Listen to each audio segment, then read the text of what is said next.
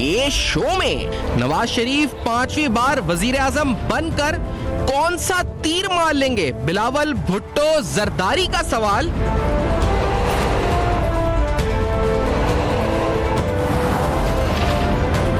Peoples party Karachi और सिंध को लसानी तकसीम के साथ देखना चाहती है। खालिद मकबूल सिद्दीकी का इल्जाम।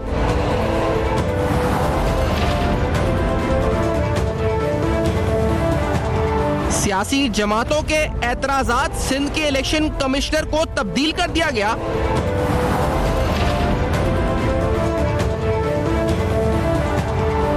कराची की तकदीर कौन सी जमात बदल सकती है?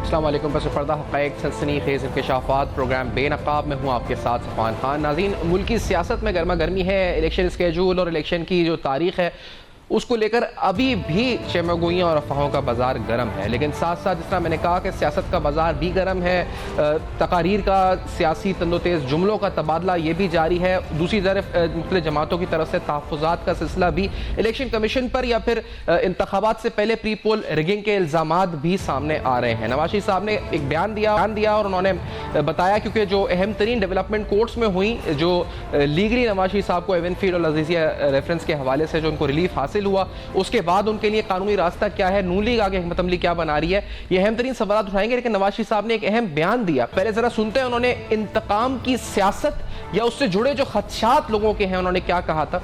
Let's hear this first. मैं किसी इंतकामी जज्बे से यहाँ नहीं आया। मैं नहीं चाहता कि कोई इंतकाम लिया जाए, लेकिन हिसाब तो लेना बनता है। ये तो पूछना चाहिए कि ऐसा किया क्यों इस मुल्क के साथ। मेरे साथ जो हुआ सो हुआ, लेकिन सजा, असल सजा तो पाकिस्तान के अवाम को मिली है, जिनके लिए आज उस जमाने की 4 रुपए की रोटी आज 15 रुपए की, 20 रुपए की हो गई, जिनके लिए 50 रुपए की चीनी आज न जाने 150 रुपए की हो गई। उस जमाने की बिजली आज इतने महंगे बिल हो गए कि बिल अदा नहीं हो सकता। इससे बड़ी सजा क्या हो सकती है कि हमारे कौम के बच्चे स्कूल ना जा सकें।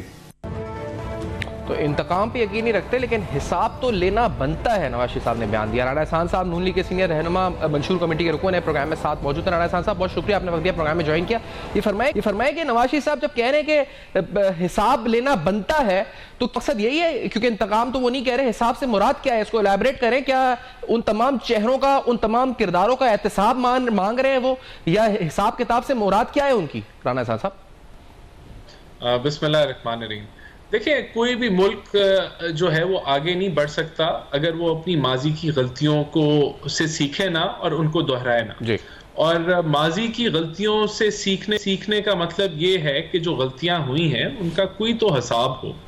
और जब हम हिसाब की बात करते हैं तो एक अकाउंटेबिलिटी का निज़ाम ऐसा होना चाहिए है जो सबके लिए काबिल कबूल हो, जितने सियासी स्टेक होल्डर्स हैं उस पर उनको एतमाद हो, और जो एहतसाब है या अकाउंटेबिलिटी है वो सिर्फ सियासतदानों के लिए नहीं बल्कि ऑल अक्रॉस होना चाहिए, चाहे वो ब्यूरोक्रेट्स हों, चाहे वो अदारों के लोग हों या जुडिशरी हो। तो उस चीज़ का हम समझते हैं कि ये इसकी जिम्मेदारी भी जो है वो सिर्फ PMLN की नहीं है। अगर हमारी हुकूमत आ भी जाती है तो जो उस वक्त की ऑपोजिशन भी हो तो उसको भी चाहिए है कि हम एक ऐसा निज़ाम बनाएं कि जो माजी की गलतियां हैं सबसे पहले तो हकायक अवाम के सामने आए।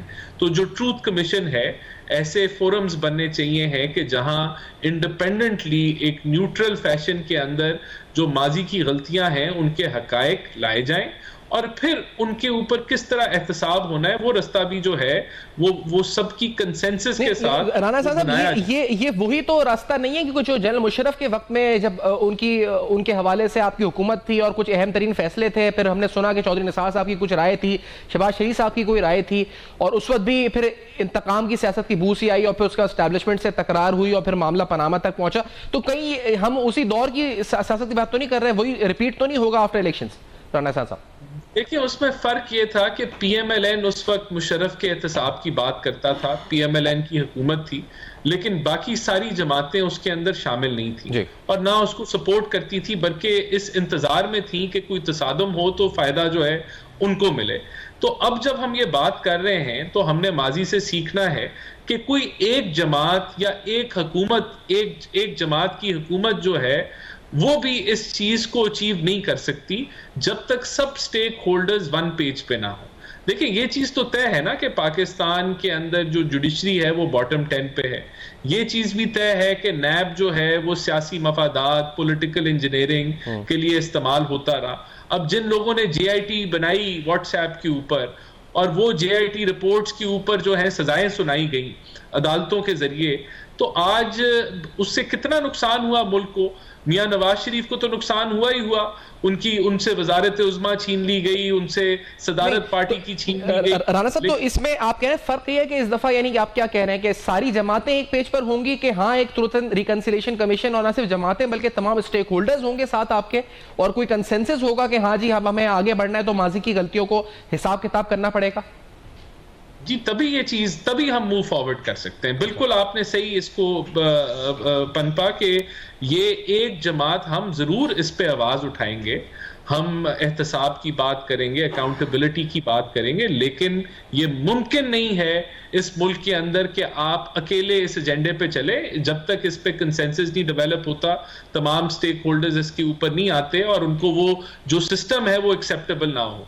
अगर ट्रूथ कमीशन की ही हम बात कर लें तो अगर एक ट्रूथ कमीशन हम बना लें लेकिन पीपल्स पार्टी उसको ना माने या PTI ना माने या JUIF ना माने तो फिर उसका फायदा क्या। तो हमें ये तभी मुमकिन है कि सब लोग इसके ऊपर एक कंसेंसस के साथ आगे बढ़े। नहीं तो फिर हम तो ये समझ रहे थे राना हसन साहब कि अब हम आए हैं तो हम आगे की सियासत जो नवाज शरीफ साहब ने बात भी की और आगे बढ़ने के लिए हम SIFC इन्वेस्टमेंट को जनरेट करना, पाकिस्तान को माशी इस वक्त डगर को वापस लेकर आना, ना सिर्फ उसकी सिमत तयन करना, फिर करेक्शंस और रिफॉर्म्स लेकर आना। और अगर हम माजी में चले जाएंगे तो माजी का तो कोई इंतहा भी नहीं है, ये 90 की सियासत आएगी, 80 की सियासत आएगी, कहां तक की गलतियों को रेक्टिफाई करेंगे और फिर अभी जो मौजूदा दौर में जो गलतियां हो रही होंगी वो सब भी। तो ये आपको नहीं लगता कि आप गवर्नेंस करेंगे या फिर ये तमाम गलतियां रेक्टिफाई करने में हम टाइम अपना स्पेंड करेंगे? राणा साहब देखिए जो हमारा मंशूर है जो अभी आएगा उसके अंदर अकाउंटेबिलिटी का एक एजेंडा है, जुडिशल रिफॉर्म्स का एजेंडा है, लेकिन उसके साथ साथ मईशत का एजेंडा है, गुर्बत का एजेंडा है, हेल्थ एजुकेशन का एजेंडा है।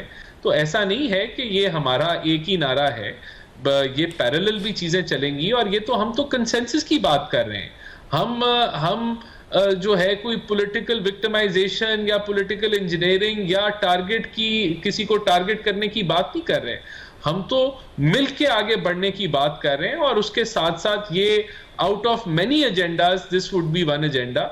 तो मैं समझता हूं इसमें तो कोई ऐसी बात नहीं, out of many agendas it will be one of the agenda, लेकिन वन ऑफ द इश्यूज और फिर उसके बाद अब बोन ऑफ कंटेंशन बन जाता है आपका और दीगर मुख्तदर कुव्वतों के साथ, and then that one issue basically holistically covers everything. और फिर उसके बाद हम देखते हैं कुछ और बचता नहीं, न सिर्फ आपके साथ बल्कि फिर गवर्नेंस पीछे रह जाती है और वो जमात अपने आप को बचाने में और अपने मुखालफिन और उस मामले में निकल जाती है। हमने जो देखा है मुख्तलिफ अदवार में। राना साहब देखिए मैं आपको इसकी एक मिसाल देता हूं। जो हमने नैब की अमेंडमेंट्स की उसके अंदर भी हमने ये एक अमेंडमेंट का हिस्सा था कि अगर किसी पे गलत केस बनता है तो नैब के उन अफसर्स को भी रिस्पॉन्सिबिलिटी का कुछ वो उठानी पड़ेगी। तो ये एक मिसाल है कि मिलके उसके ऊपर जो PDM की जमातें थी उन्होंने कंसेंसस किया कि ये नैब के ऊपर हमें अमेंडमेंट्स की जरूरत है। तो हम किसी तसादम की बात नहीं कर रहे, और हम जब बात कर रहे हैं कंसेंसस के साथ आगे बढ़ने की तो उसमें अदारों की भी राय ली जाएगी, सबको साथ लेके चलेंगे तो तभी मुमकिन होगा। मैंने आपको बताया कि हमारी पार्टी का सिंगल एजेंडा हमने ठेका नहीं उठाया हुआ, ये सबको ठेका उठाना पड़ेगा तो फिर हम आगे बढ़ेंगे। और सब क्या कह रहे हैं राना साहब, मैं ये भी आपको सुनाता हूं। बिलावल भुट्टो जरदारी साहब का जो हालिया बयान आया उससे तो लग नहीं रहा कि वो किसी मूड में कि किसी कंसेंसस में इस तरफ आ सके। जो बिलावल भुट्टो जरदारी साहब के 1 बार वजीर आजम, 2 बार वजीर आजम, 3 बार वजीर आजम, 4थी बार रिमोट कंट्रोल पे वजीर आजम और 5वीं बार फिर बनने जा रहे हैं। क्या कहा बिलावल ने? Let's hear this first. क्या इलेक्शंस फरवरी 8 पे होंगे तो अगर हमारे नून लीग के दोस्तों पे हम फैसला छोड़ते तो जरूर फरवरी 8 पे इलेक्शन तो ना होता। किसी को आपने पांचवी बार में, पहले मैंने गलती से चौथा बार कहा था, मगर 3 बार खुद और 5वीं बार रिमोट कंट्रोल के थ्रू तो हुकूमत चलाया है ना, चौथी बार, तो अब वो पांचवी बार चाहते हैं। मतलब फिर आपके हक बनता है कि आप सवाल पूछे उस शख्स से जो पहली बार बन के नाकाम रहा, दूसरी बार बन के नाकाम रहा, तीसरी बार बन के नाकाम रहा, चौथी बार भाई बना के नाकाम रहा, अब 5वीं बार बन के कौन सा तीर मारेगा ये? राना एहसान साहब, 5वीं बार बन के कौन सा तीर मारेंगे नवाज शरीफ साहब? देखिए, वही तीर मारेंगे जो हमने IMF का प्रोग्राम मुकम्मल किया 13-16 के अंदर। वो तीर मारेंगे कि जब 2500 टेररिस्ट हमले होते थे एक साल के अंदर, इंसिडेंट्स, तो उसको हमने खत्म किया, ज़रबे अज़्ब किया, रद्दुल फसाद किया। जब हमने टैक्स टू GDP को 9% से उठा के 11.5% पे हम लेके गए, जब हमने 12,000 मेगावाट लगाए, वो हमारा उस वक्त का मंशूर था, हमने मुकम्मल किया। CPEC को एक हतमी शक्ल दी और इन्वेस्टमेंट पाकिस्तान के अंदर आई। तो अभी चेंजेस हैं, हमें उसका इदराक है कि अभी हम एक डॉलर लिक्विडिटी क्राइसिस के अंदर हैं, हमें फिस्कल डिसिप्लिन में जाना है, मुमकिना तौर पे एक IMF प्रोग्राम करना है और इस मुल्क को जो है सस्टेनेबल डेवलपमेंट ग्रोथ की तरफ लेके जाना है। और तो ये सारी चीजें हम करेंगे और हम इसके लिए तैयार हैं। गुर्बत एक सबसे बड़ा चैलेंज है, महंगाई एक सबसे बड़ा चैलेंज है, तो इनको हमने फेस करना है। और ये लेकिन राना साहब, आपके गवर्नेंस और आपका मैनिफेस्टो में जो भी यकीनी तौर पे हर जमात का अपना है, आपकी कारकर्दगी पे भी मैं अभी सवाल नहीं पूछ रहा, उसमें डिटेल प्रोग्राम रखेंगे, लेकिन जब भी अकाउंटेबिलिटी का लफ्ज आता है और इदारों के साथ महाजराई का लफ्ज आता है, आपकी हुकूमत आई 2.5 साल 3 साल का अरसा हुआ, फिर महाजराई हुई और उसके बाद फिर मामला कभी स्टैब्लिशमेंट के साथ, कभी अदलिया के साथ, और फिर उसके बाद हमने मंतकी इंजाम देखा, हालिया भी हमने देखा, मुशर्रफ साहब की एग्जाम्पल अभी दी, फिर नवाज शरीफ साहब ऐसे ही बयान दे रहे हैं दोबारा। तो क्या ये माजी की गलतियों से सबक सीखकर बयान दिया जा रहा है या फिर ये वही गलतियां दोहराने के खदशात हैं?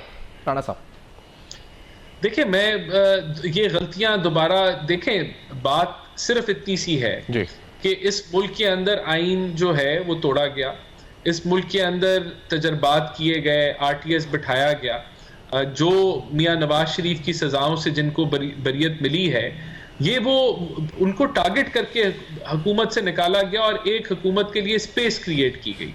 तो जब तक हम देखें, बात ये है कि हम जब दोहराते हैं, कारगिल की बात करते हैं, उससे पहले की बात 90s में 58-2B की बात करते हैं, तो ये वो चीजें हैं जिससे हमें सीखना है और आगे बढ़ना है।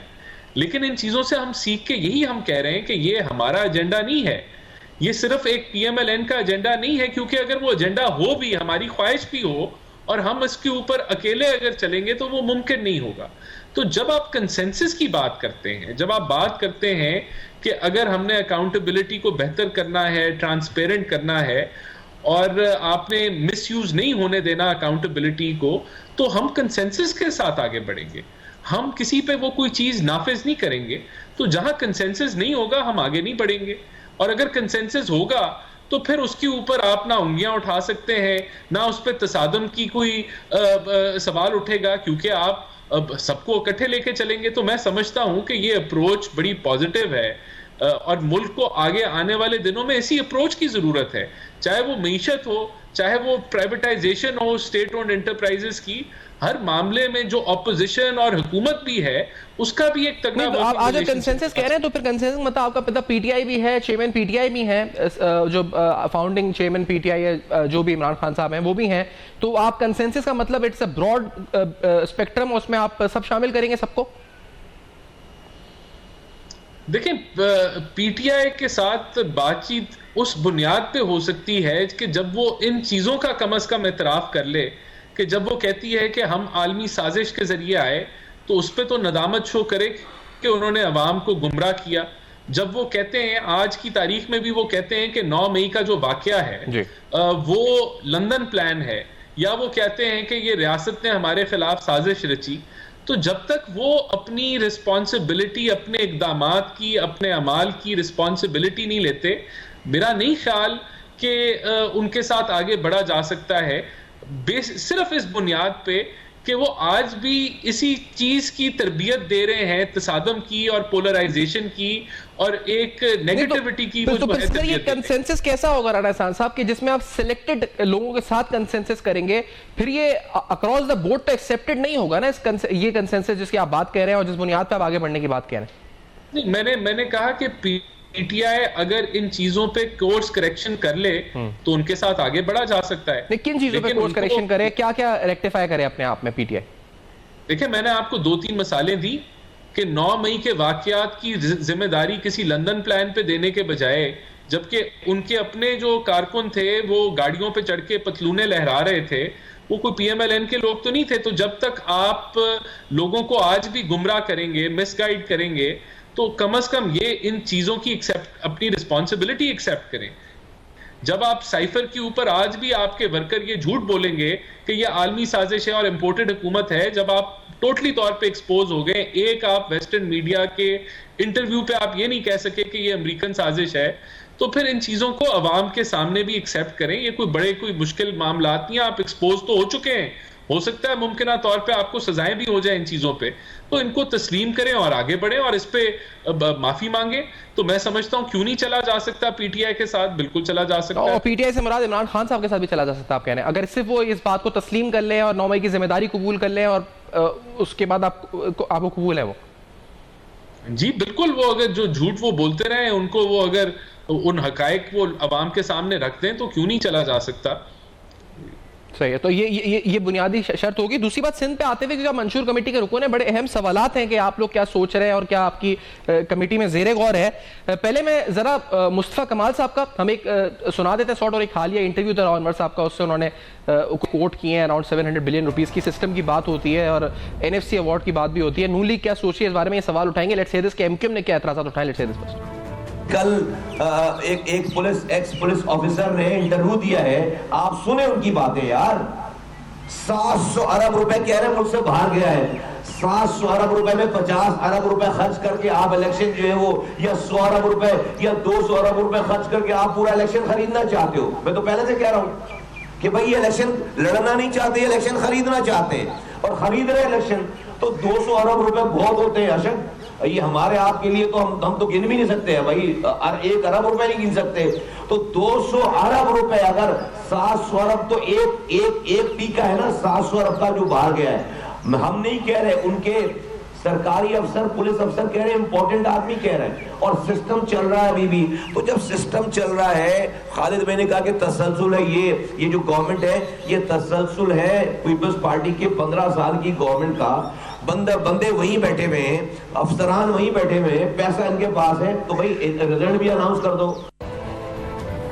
ठीक है राणा एहसान साहब, 700 अरब की बात ये है, फिर तकरीबन 22,000 अरब की बात उन्होंने इससे पहले की है कि कई सालों में मिल चुका है सिंध गवर्नमेंट को, और उसके बाद क्या अकाउंट फॉर है, कुछ नहीं है। इसका एहतसाब नहीं करेंगे आप लोग राणा एहसान साहब? ये आपके मैनिफेस्टो में है? देखिए, हमने बिल्कुल हमारे अगर करप्शन की बात है तो उसके अंदर हमने गवर्नेंस हम सजेस्ट कर रहे हैं। हम समझते हैं कि पेपरलेस हुकूमत होनी चाहिए है। कंप्यूटराइज्ड अगर निज़ाम होगा तो उसके अंदर फाइल कहाँ रुकी है, क्यों रुकी है, तो उसमें ट्रांसपेरेंसी आएगी। बाकी जहाँ तक बात है कि टोटल डेवलपमेंट का कितना बजट सिंध को मिला और वो कहाँ खर्च हुआ, बिल्कुल अकाउंटेबिलिटी का एंटी करप्शन के महकमे हैं जिनको आज़ादाना तौर के ऊपर जो है वो काम करना चाहिए है। नैब के ऊपर हम समझते हैं कि बड़ी मैसिव रिफॉर्म्स की ज़रूरत है। अगर ये अदारा, इसके अंदर से जो एक पॉलिटिकल विक्टिमाइजेशन का एलिमेंट है उसको बिल्कुल बाहर निकाल के और बगैर किसी इन्फ्लुएंस के इंडिपेंडेंटली चलाने के मैकेनिज्म बनाने की ज़रूरत है। तो ये सारी चीज़ें जो हैं वो हम ज़रूर इसमें प्रपोज करेंगे, जिसमें जुडिशल रिफॉर्म्स भी हैं।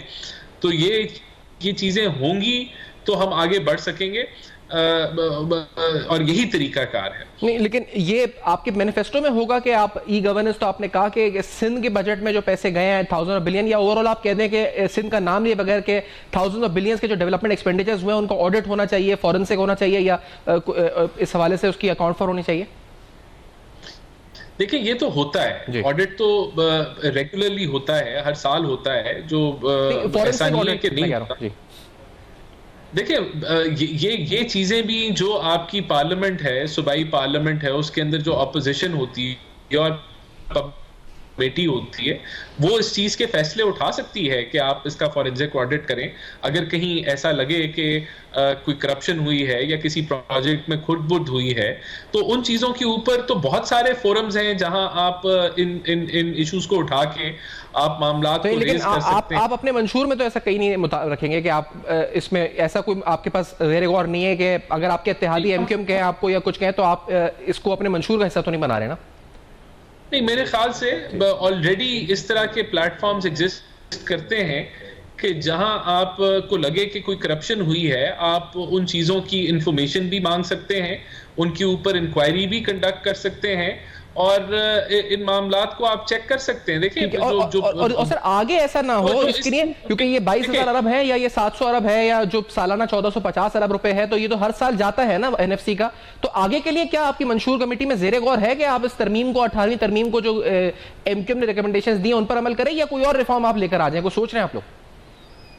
ये देखिए, इसमें ये जरूर है कि जो सूबाई जब ये आते हैं, सूबाई डेवलपमेंट फंड्स आते हैं, तो ये इंश्योर करने के ऊपर जरूर तजवीज की जा रही है कि जो लोकल बॉडीज गवर्नमेंट है उसकी जो फाइनेंशियल ऑटोनॉमी है और उसकी कंटिन्यूटी जो है वो इंश्योर की जाए।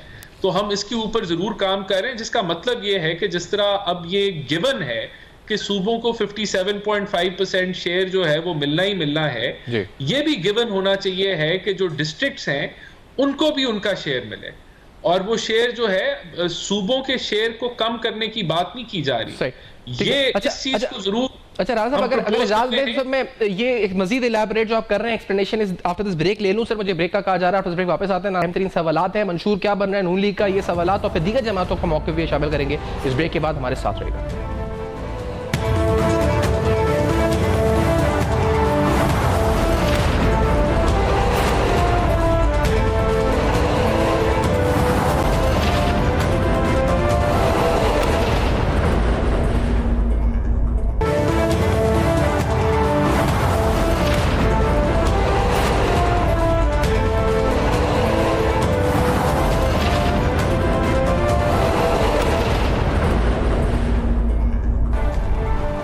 Welcome back. आप देख रहे हैं बेनकाब, और बेनकाब में अहम तरीन सवालात नून लीग का मंशूर क्या है और साथ साथ सिंध की सियासत पे अब आते हुए हमारे साथ डॉक्टर सदर अब्बासी साहब सीनियर सियासतदान मौजूद हैं, जीडीए के सीनियर रहनुमा हैं। मुस्तफा बलोच साहब पीपल्स पार्टी से हमें ज्वाइन कर रहे हैं, दोनों को खुशामदीद कहते हैं प्रोग्राम में। बात हो रही थी राना एहसान साहब से और खासतौर पर 18वीं तरमीम और उसके तनाजुर में जो फंड्स सूबों को मिले हैं उसमें नून लीग क्या सोच रही है, ये सवाल हमने उठाया था। सदर साहब, एमक्यूएम ने कल मुतालबा किया और इससे पहले भी मुतालबा कर चुकी है कि 22,000 अरब का ऑडिट होना चाहिए जो मिले हैं वफाक से सिंध को। उन्होंने राव अनवार के इंटरव्यू का हवाला भी दे दिया। अभी नून लीग कह रही थी कि हम कोई ऑडिट तो नहीं कंसिडर कर रहे, ये पार्लियामान का काम है, सूबाई ब्यूरोज का काम है, नैब का काम है, नून लीग ऐसा कुछ नहीं सोच रही। जीडीए क्या तहफ़्फ़ुज़ात रखती है इस मामला पर सदर साहब? लेकिन अगर आप पिछले 15 साल के अंदर देखें तो खासतौर पर जब एनएफसी टाइम हुआ था 2009 में, तो उसके बाद जो है ना एक बहुत बड़े ट्रांसफ़र सब प्रोविंशियल गवर्नमेंट्स को मिले। इसमें कोई एक प्रोविंशियल गवर्नमेंट मैं नहीं कहूँगा, लेकिन सिंध समेत तमाम प्रोविंशियल गवर्नमेंट्स को एक सब्सटेंशियल अमाउंट जो है ट्रांसफ़र हुआ, और वो तकरीबन अगर कंजर्वेटिव एस्टिमेट्स भी हम लगाएं तो 10 से 12,000 अरब रुपए बनता है। अब सारे उसकी at the end of the day खपत कहाँ हुई है, उस पर बड़े सीरियस क्वेश्चन मार्क्स हैं जो अपोजिशन की जमातें मुस्तकिल उठाती रही हैं। गुज़िश्ता असम्बलियों के अंदर भी ये बात उठती रही है कि जी वो पैसे आफ्टर ऑल ट्रांसफ़र जो हुए, इतनी बड़ी अमाउंट जो थी वो आफ्टर ऑल कहाँ खर्च हुई। तो वो उस हवाले से एक जेन्युइनली जो है एक सिंध के अंदर जो सवाल उठते हैं कि जी कोई ऐसे प्रोजेक्ट जो हम आइडेंटिफाई कर सकते हैं सिंध के साथ, वो अभी तक हमें कहीं नज़र नहीं आते। कोई ऐसे प्रोजेक्ट्स मसलन जैसे आप पंजाब में आप कह लें कि वहाँ पे एक मोटरवेज़ का जाल है, आप आधे घंटे में किसी भी मोटरवे पे पहुँच सकते हैं, तो वहाँ पे आके ये बड़ी तशनीकी रह जाती है कि कोई ऐसा प्रोजेक्ट जिसके बारे में कुछ कह सकें। और फिर ये सैलाब की तबाहकारियों में जिस किस्म के जो है ना हालात बने, वो अभी तक जो है ना 2 साल गुजरने के बावजूद भी वैसे के वैसे हालात हैं। और बावजूद इसके कि जी बड़ी फंडिंग हमें ख़ासतौर पे वर्ल्ड बैंक के लोन्स के तवसत से हमें मिली जी। लेकिन वो जो ना कहाँ खर्च हुई, किधर गई, उसके ऊपर भी बड़े सीरियस सवाल आते हैं। तो मैं समझता हूँ कि यकीनन इदारे मौजूद हैं। हम तो ये चाह रहे थे कि जी जैसे नेशनल फाइनेंस कमीशन बना था, तो जो पैसे जब ट्रांसफ़र हुए थे तो प्रोविंशियल फाइनेंस कमीशन भी बनना चाहिए था। 15 साल के अंदर सिंध के अंदर कोई प्रोविंशियल फाइनेंस नहीं। तो अब आप लोग जो चाह रहे हैं वैसे वो चाह क्या रहे हैं? क्या आप ये चाह रहे हैं कि इलेक्शन के बाद ये तरमीम हो, फिर ये मामला तय हो, या आप अकाउंटेबिलिटी चाह रहे हैं कि इनका अकाउंट फॉर होना चाहिए, या आप कोई और मुतालबा है आपका? जीडीए क्या चाह रही है स्पेसिफिक? यकीनन हमारा यही मुतालबा हुआ कि इन फंड्स की प्रेफरेंस की तहकीकात होनी चाहिए। ये एक जेन्युइन मुतालबा है और वो इदारे उसके लिए मौजूद हैं। नैब भी है, उसके लिए पार्लियामेंट की अपनी कमिटीज़ भी होती हैं। अब पिछली दफ़ा देखें आप, पिछले पूरे 5 साल लेकिन नैब की खुद अपनी जो अथॉरिटी है वो कितनी ज़्यादा इरोड हो गई है बेस्ड ऑन जो अभी रिसेंट फैसले आए हैं फील्ड और अल-अज़ीज़िया। इसमें अगर आप सलमान साहब जानना चाहते हैं तो पाकिस्तान के अंदर तमाम इदारे इन्हतात का शिकार हैं। आज अगर आप किसी भी इदारे की तरफ देखते हैं, चाहे वो पार्लियामेंट हो, चाहे वो जो इन्वेस्टिगेटिव इदारे हैं, चाहे इवन जो हमारी कोर्ट्स हैं, उनके बारे में बड़ी सीरियस रिजर्वेशन आ रही है। एक इंस्टीट्यूशनल मैं समझता हूँ कि इस वक्त क्राइसिस मौजूद है और उस इंस्टीट्यूशनल क्राइसिस में आप कौन सा इदारा अल्टीमेटली जो है ना ये एहतसाब करेगा, या कौन सा इदारा जो है ना आके जो है सारे अमल को देखने की कोशिश करेगा, इसमें बहुत से सवालिया निशान हैं। मैं समझता हूँ कि हमें एक वक्त बड़ी सीरियस किस्म की, चाहे वो नैब के हवाले से हो, चाहे हमारी जो है ना कोर्ट्स के हवाले से हो, चाहे हमारी जो पार्लियामेंट्री कमिटीज़ के हवाले से हो, हर तरफ जो है ना एक इंस्टीट्यूशनल क्राइसिस हमें नज़र आ रहा है और हमें उसको आगे आने वाले दिनों में जो है ना इन तमाम इंस्टीट्यूशंस को मेरे ख्याल में शायद दोबारा क्रिएट करने की ज़रूरत है। लेकिन ये मुझे बताएं कि वो तो चले अकाउंटेबिलिटी है कि वो नैब अकाउंटेबिलिटी करे, कोर्ट्स करें या जो भी करे, या पार्लियामान करे, सूबाई एक अकाउंटेबिलिटी अवाम या अवाम की अदालत में भी है जो 8 फरवरी को है, हतमी तौर पर अभी तक 8 फरवरी है। तो ये जो अकाउंटेबिलिटी है, लोग कहते हैं सिंध की इंतखाबी सियासत में पीपल्स पार्टी को आप शिकस्त नहीं दे सकते, चाहे वो गटर के ढक्कन कराची खुले हुए हो, चाहे सड़कें ना हो, चाहे ये फंड्स का कुछ पता ना हो, इंतखाबी सियासत में पीपल्स पार्टी मैदान मार जाएगी। तो क्या ये इस दफा फिर ऐसा नहीं है? 2008 की इलेक्शन यकीनन मोहतरमा बेनज़ीर भुट्टो साहब की शहादत की इलेक्शन थी, लेकिन उसके बाद 2012 या 13 या उसके बाद 2018 देख लें तो एक कॉम्प्रोमाइज़ फार्मूला था। मैं नहीं समझता कि उसके अंदर जो है ना किसी पार्टी की कारकर्दगी थी। अगर वो सिलेक्शन, वो कहते हैं कि ऊपर सिलेक्टेड था, तो मैं समझता हूँ कि नीचे भी जो है ना एक सिलेक्शन का प्रोसेस था और जो है ना उसको जो है ना जो एक मैं कहता हूँ कि कॉम्प्रोमाइज़ गवर्नमेंट थी जो आपको 2018 में यहाँ पे बनाई गई। तो मैं समझता हूँ कि ऐसा नहीं है कि कोई इनविंसिबल है। मैं समझता हूँ कि एक हाँ इलेक्शन ज़रूर होने चाहिए, जब भी होने चाहिए, लेकिन फेयर एंड फ्री होने चाहिए। हम अगर समझते हैं कि अगर किसी भी फेयर एंड फ्री इलेक्शन में डेफिनेटली 15 साल का जो एक प्रोसेस है उसके अंदर यकीनन पीपल्स पार्टी की अपनी जगह पे एक उनके जो इनग्रेन्ड ब्यूरोक्रेट्स यहाँ बैठे हैं, उनकी जो एक बहुत बड़ी जो है ना स्ट्रक्चर यहाँ पे मौजूद है। लेकिन उसके बावजूद भी अगर हम जिस तरह कोशिश कर रहे हैं, जीडीए जिस तरह कोशिश कर रही है, और प्रीवियर इत्तेहाद आज भी ग्रैंड डेमोक्रेटिक अलायंस है, लेकिन हम चाहते हैं कि अपनी दीगर जमातें जो अपोजिशन की उनके साथ मिलके हम एक 1-to-1 मुकाबले की सूरत पैदा करें। अगर ये इस किस्म की सूरत हाल पैदा होती है तो यकीनन मैं समझता हूँ कि पीपल्स पार्टी को इस दफा बहुत टफ टाइम मिलने। और आपके अपने मामला तय हो गए? जीडीए, एमकेएम, नून लीग या कम से कम सीट एडजस्टमेंट्स की हद तक कोई मामला आगे बढ़े, या अभी तक सिर्फ इजलास या कमेटी मीटिंग्स ही हो रही हैं? क्योंकि टेंजिबल कोई चीज सामने आई है इस वक्त सदरबाज साहब? समझता पहले तो मसला हमारी अपने ग्रैंड डेमोक्रेटिक अलायंस का था। ये एक वाहिद इत्तेहाद है जो कि अगर आप देखें तो सिंध में जितने भी इत्तेहाद बने वो तकरीबन इलेक्शन के बाद ख़त्म हो जाते हैं। ये वाहिद ग्रैंड डेमोक्रेटिक अलायंस इत्तेहाद है जो कि एक इलेक्शन के बाद दूसरी इलेक्शन की तरफ जा रहा है। तो मैं यकीन ये समझता हूँ कि एक तो ये कि ये हमारी एक स्ट्रॉन्ग पोजीशन है, और उसके अंदर अब अगर आपने देखा होगा तो एक सीनियर जो सिंध के सियासतदान हैं, लियाकत जतोई साहब हैं, अरबाब रहीम साहब हैं, राहिला मक्सी साहब हैं, ये तमाम लोग आज जीडीए में शामिल हो गए। तो मैं समझता हूँ कि आने वाले दिनों में दीगर लोग भी जो है जीडीए में शामिल होंगे, और हमारी बातचीत JUIF के साथ भी, PMLN के साथ भी और MQ के साथ भी जारी है। लेकिन यकीनन ये फाइनलाइज तभी होगी जब हम इलेक्शन के नज़दीक जाएंगे, इलेक्शन का शेड्यूल आएगा। लेकिन बहरहाल जो हमारी एक आपस में कोऑर्डिनेशन है मुख्तलिफ इशूज़ के ऊपर, अगर आप देखें तो हमारी एक स्टैंड है, और हम कोशिश करें कि हम तमाम उमूर के ऊपर एक स्टैंड रखते हुए जो है इसको लेकर आगे बढ़ें। और यकीनन मेरी नज़र में अगर ये चीज़ें इस तरह बिल्ड हो रही हैं, जिस तरह बिल्ड होने जा रही हैं, तो यकीनन जो है ना आने वाले दिनों में पीपल्स पार्टी को इलेक्शन में ज़्यादा शदीद टकराव का सामना करना। अच्छा मुस्तफा बलूच साहब, शदीद टकराव या फिर आप कह रहे हैं कि इंतखाबी जो दंगल है उसमें अगर फ्री एंड फेयर इलेक्शन हो, सफदर अब्बास साहब कह रहे हैं, सीनियर सियासतदान कह रहे हैं कि फिर कोई मुकाबला नहीं है और वाकई में फिर पीपल्स पार्टी होल्ड नहीं करती ग्राउंड।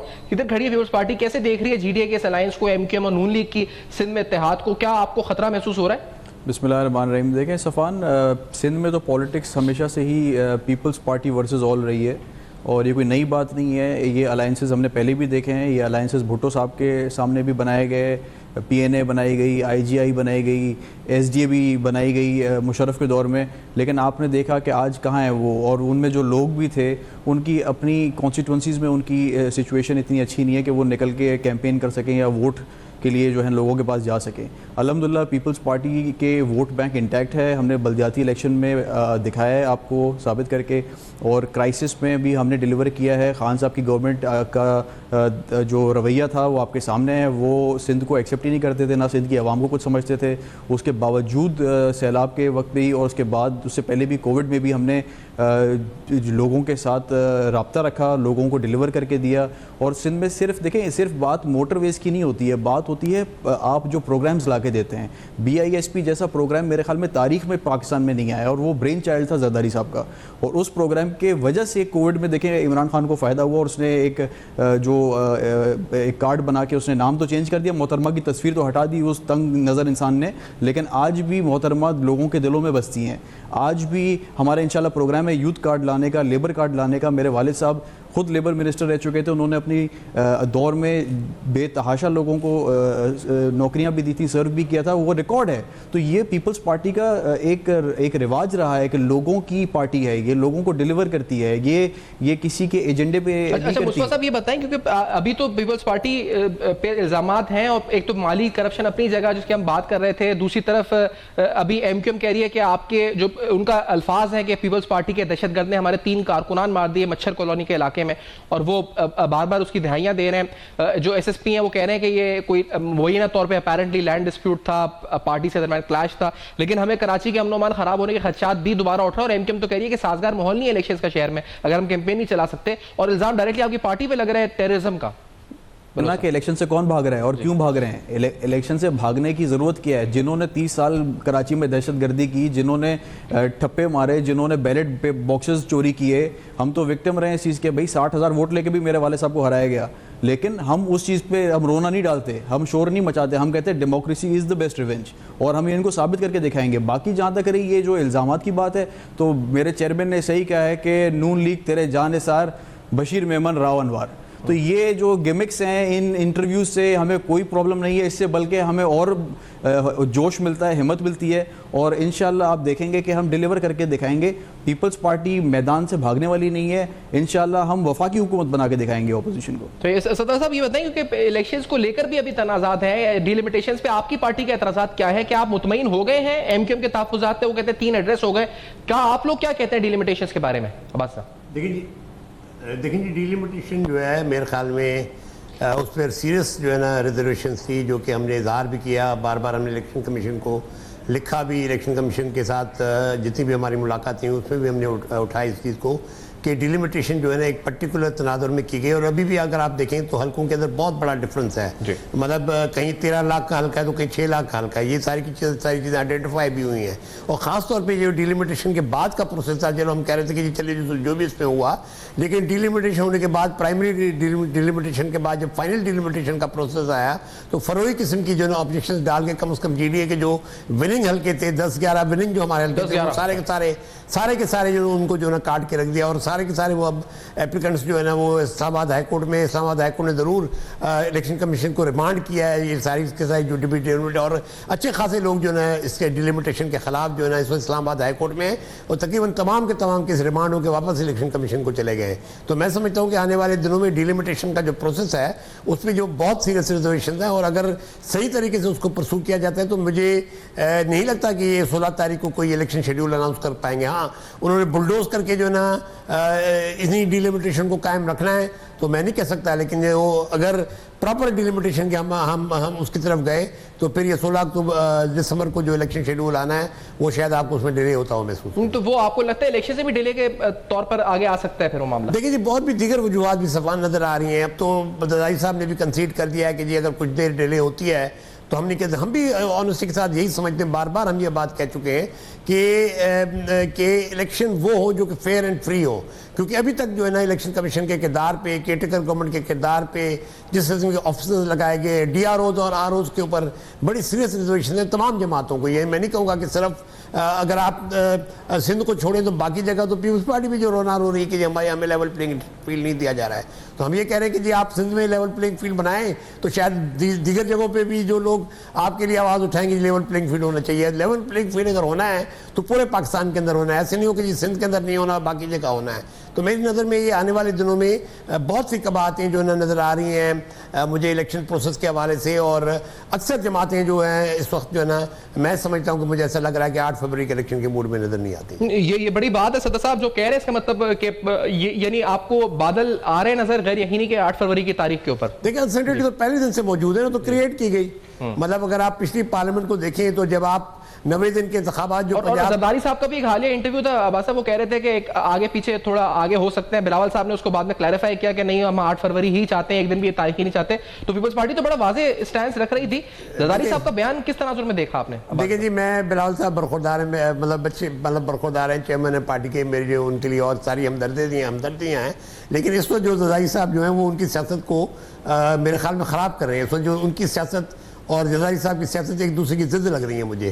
तो जहाँ जरदारी साहब के जो कमेंट आते हैं तो वो यकीनन बिलावल साहब की पॉलिटिक्स को डिप्रेस करते हैं, उसमें कोई ख़ास इजाफा नहीं करते। तो मैं समझता हूँ कि आने वाले दिनों में जिस तरह जो सूरत नज़र आ रही है उसके अंदर बहुत से इशूज़ हैं जो क्रॉप अप हो रहे हैं। ख़ासतौर पर आप अगर सिक्योरिटी सिचुएशन देखें, कल ही ये बहुत बड़ा वाक़या हुआ जो DI खान के अंदर हुआ है, और उसके साथ साथ जो है जिस किस्म के दहशतगर्दी के वाक़यात हो रहे हैं।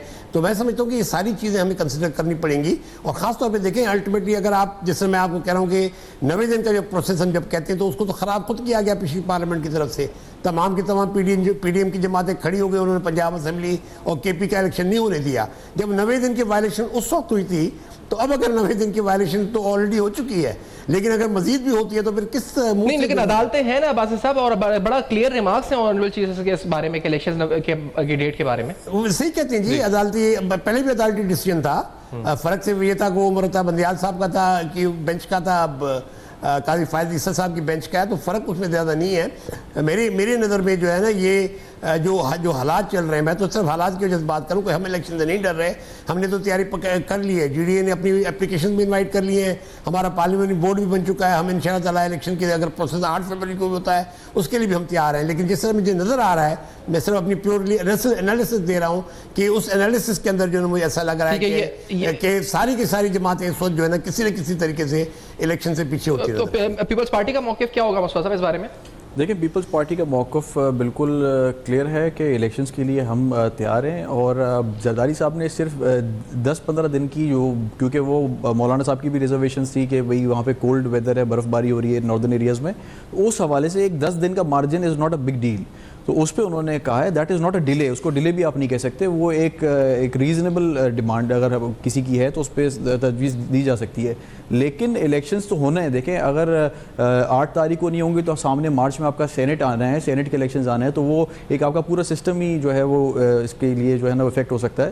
तो पीपल्स पार्टी बिल्कुल तैयार है। हम हमारे जो वर्कर्स हैं, हमारे जो कैंडिडेट्स हैं, उनकी भी तैयारी हो रही है। तो इलेक्शंस होंगे इंशाल्लाह, हम मुकाबला भी करेंगे। और बाकी जहाँ तक रही बात, देखिए लेवल प्लेइंग फील्ड होनी चाहिए और हम इसके लिए बात भी कर रहे हैं, क्योंकि कुछ जिस तरह मियाँ साहब के केसेस क्लियर करके एवन फील्ड में भी जिस तरह आपने देखा उनको क्लियर कर दिया गया, इससे आप उस इदारे की जो अकाउंटेबिलिटी कर रही है उसकी जो साख है वो ख़राब हो रही है। क्योंकि अगर आप एक केस बना के 5 साल लोगों को कहते हैं कि भाई ये बंदा ऐसा है, फिर उसके बाद आप उसी बंदे को जो है ना वो विद इन नो टाइम उसको आप एक्विट कर देते हैं, और तो वो इदारा भी ज़ाहिर है, उस जो नैब है जिसकी मैं बात कर रहा हूँ कि वो भी ज़ाहिर है उस पर भी क्वेश्चन रेज होगा, और पब्लिक के अंदर भी एक नेगेटिव सेंटिमेंट आएगा कि आप टैक्स पेयर का पैसा भी ज़ाया कर रहे हैं, अकाउंटेबिलिटी भी नहीं हो रही और रेड कारपेट दे के उनको जो है ना चौथी बार वज़ीर आज़म बनाने के लिए पेश किया जा रहा है। तो दैट इज़ नॉट गुड। इसमें जो है वो थोड़ा बहुत मेरे ख्याल में कोर्ट्स को भी देखना चाहिए कि एक इलेक्शन का मौका है, इस मौके पे एक शख्स को जो कि एक कॉन्विक्ट था उसको आपने जो है ना वो सारे केसेस से बरी कर दिया है, तो बाकी पार्टी तो एतराज़ करेंगी इस पर। ठीक है मुस्तफा साहब, मैं बहुत शुक्रिया आपका अदा करूंगा। सदरबाज साहब, आपने बहुत शुक्र प्रोग्राम में ज्वाइन किया और अपने पार्टी से अपने मौक़िफ़ से आगाह किया। फीडबैक दीजिएगा, जरूर देखते रहेगा। अब तक अपना बहुत ख्याल रखिएगा।